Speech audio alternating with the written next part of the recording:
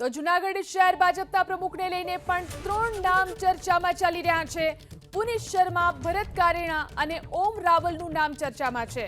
આજે અથવા તો આવતીકાલે નવા પ્રમુખની જાહેરાત અહીં પણ થઈ શકે છે। જૂનાગઢ શહેર ભાજપના પ્રમુખને લઈ 3 નામો ચર્ચામાં છે। પુનીશ શર્મા, ભરત કારેણા અને ઓમ રાવલનું નામ અહીં ચર્ચાઈ રહ્યું છે। તો આજે સાંજે અથવા તો આવતીકાલે નવા નામની જાહેરાત થઈ શકે છે।